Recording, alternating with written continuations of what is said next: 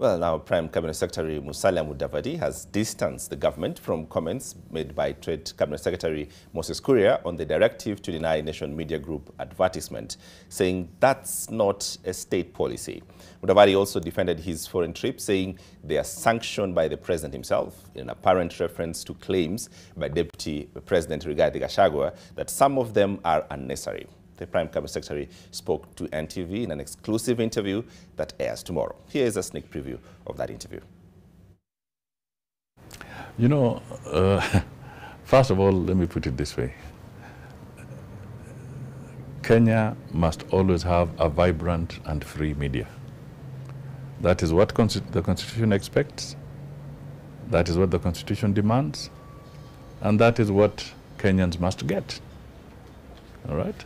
So, as far as I'm concerned, the government is committed to a free media, a vibrant media, an objective media, as required. So, we are not running away from that, and it should be clear. The second point I would say is that there's a very thin line between a public official and somebody in their private capacity.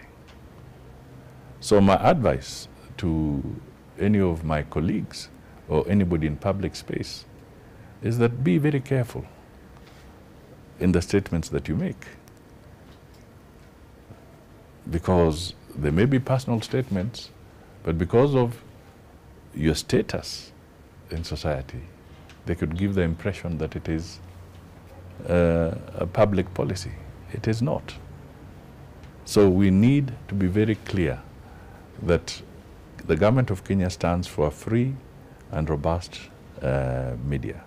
And in any case, I would also go further and say that if somebody feels aggrieved, you can criticize, you can raise your objection, but vile language is not an option.